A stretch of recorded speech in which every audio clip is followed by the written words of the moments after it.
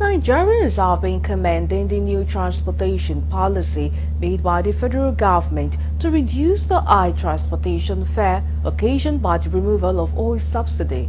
Minister of Oil Solid Mineral Development, Dele Alake, who also heads the Interministerial Committee on Presidential Intervention, along other ministers, told State House correspondent that the government policy targets traveling vulnerable Nigerians whose fare are cut to 50% starting from December 21st, 2023 to end on January 4, 2024. Correspondent Naboche will sample the opinion of Nigerians in the Federal Capital Territory, sent in this report. When President Bola Tinubu pronounced the removal of subsidy on oil at his inauguration, many thought he had no clue to the effect of his pronouncement. Since the president and his cabinet has been working hard to ease the biting effect of the policy, which jacked up prices of petroleum products to more than 100%. First, the administration promised CNG buses, which are mostly ready for use, and some monetary palliative, which many have already started enjoying at the moment. To those who have not started receiving any of those palliative, those government plans are still a mirage, while the future looks promising for those who are in the middle of the lodges. Wednesday's pronouncement to some looks like an eye-opener as the government is gearing up to do more for the suffering Nigerians. President Bola Ahmed Tinubu, GCFR, in another demonstration of his love for Nigerians, has approved that the federal government should intervene to bring down the cost of public transportation to allow our compatriots who want to travel to visit their loved ones and hometown to do so without stress and the extra burden imposed by the high cost of transport around this period. The President is well aware of the recent increase in cost of interstate transportation and even for air travel. Traditionally, therefore, our people love to travel during Christmas and end of year to be with families and friends, and this has been the practice for ages. On the railway, we used to have 2 trips up, 2 trips down Abuja Kaduna. We are going to maintain that. Lagos Ibadan is 2 trips daily. We are going to maintain that. Warri Itape is 1 trip daily. We are going to maintain that. And on the road transport, why we decided to use luxury buses union? Because they are more organized and more structured.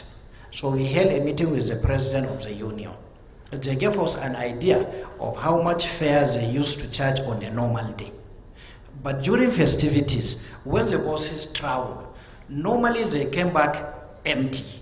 So it is on that account they have to increase the fare during these festivities. Policy seems a welcomed one, even though it's not fully implemented. After all, there are many policies that are still outstanding and have met people's expectations before the recent one.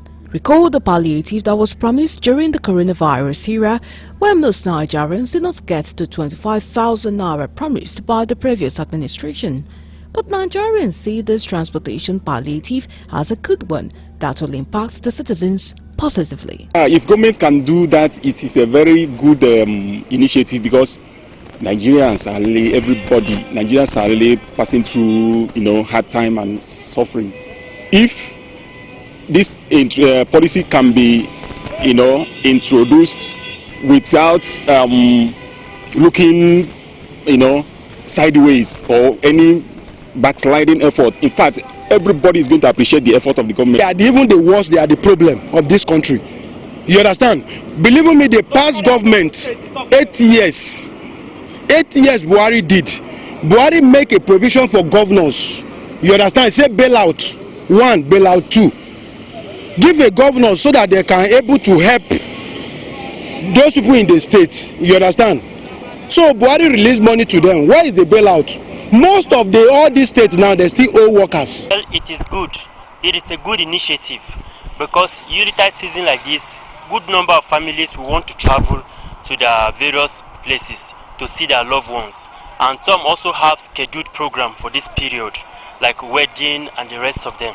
So good number of people will be traveling this season. So it's a good thing that he has done, and I believe it will go a long way to help families. They are not, however, unaware of the poor implementation mentality in the country, hence they wish that the policy be fully implemented to meet government's expectations. The Mr. President will come and speak, and everybody will say, yes, that is how I can. Let me even refer back when this man, the first speech he gave about the price, the inflation in the country, he was saying that there is going to be price control. You understand? We did not see the price control up to now. Is it now that Christmas remaining in 4 days, or be 5 days, that they say they are going to do something about the transportation? Solution to this period, it will not really cushion the effect of the transportation problem we are facing presently now, and even the fuel, the increase in the fuel price that we are facing presently now. This particular initiative will not cushion it. It's just for this period. So I will wish and pray that God will touch him, so that he will also subsidize the transportation fare for all the means of transportation even after this season, because good number of people that goes to work every day, how will you compare that one to just those that are traveling for just a celebration and come back? Although the total number required for the full implementation of the new short-term transportation palliative is now mentioned, Nigerians expect that those handling it to at least make it go round to ease the sufferings of Nigerians within the stipulated period of time. This we have in the country present now will not be enough, because if you take the statistics of those that will be traveling this season compared to the number of boxes that we have, it's completely short of, so it's not enough at all, and it will definitely not be able to go around. A policy is a palliative kind of thing to help cushion the people, travelers of this festive period. So that's how I see it. If they can achieve it, of course it will go a long way in helping people to travel, because transportation is on a high rise due to increase in fuel and every other thing.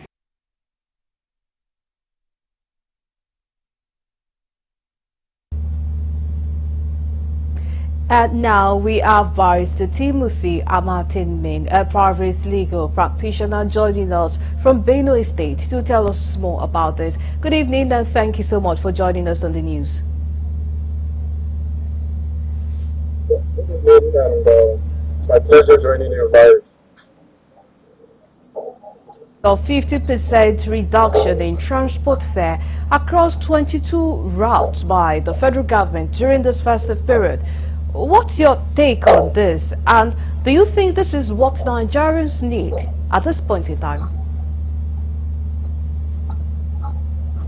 Yeah, I see that as a welcome development, though with some concerns, because it seems we may be having implementation challenges. Because as the announcement was made by the Minister of Solid Minerals, we heard the Managing Director of the Nigerian Railway Corporation alluding to the fact that a similar exercise that was undertaken by the federal government 2 years ago, they are yet to be compensated or paid for the cost they incurred. So one begins to wonder whether they were actually carried along in the planning process of the exercise. So there are some concerns, and one begins to ask, are there actually budgetary provision for this exercise? Now, if there are none, where is the federal government going to get funds to sponsor this exercise? And what parameter and yardsticks did they use in arriving at the number of 5 million Nigerians they are targeting to benefit? Now, at what point, would the implementation aspect of this will be properly, monitored by the federal government, considering the fact that we are proceeding on vacation, more of the festive period, and the exercise is supposed to run from, the 21st to the 4th of January 2024. So, are they going to deploy people to the various, motor parks as far as the transport companies are selected are concerned?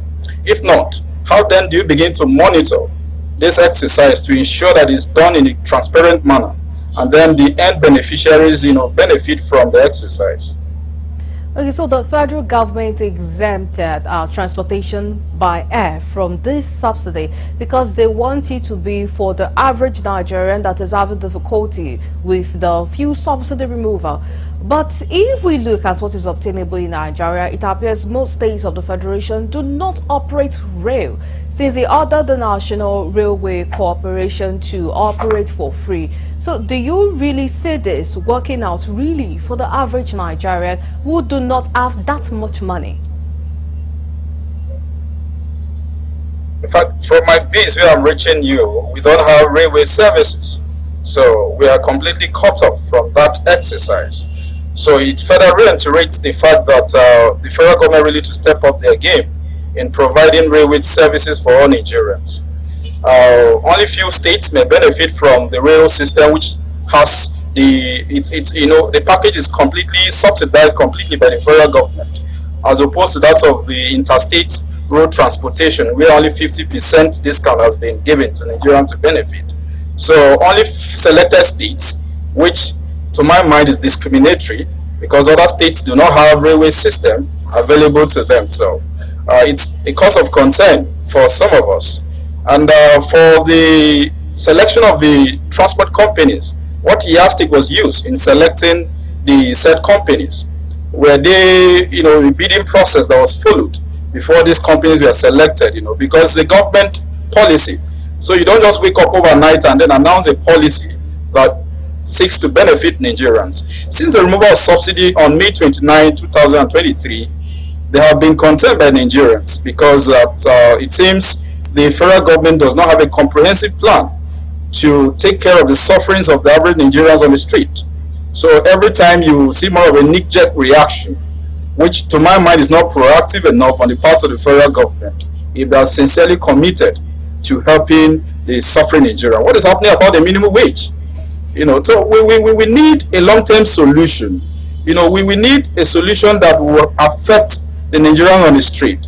Because I foresee a situation where at the end of the day, the federal government may be shortchanged if they don't put in place a proper monitoring, system in place where these transport companies duly account for passengers who bought their, buses from one point to the other, and then, without proper documentation and all that, the federal government may be shortchanged in the long run. So that seems to be my concern.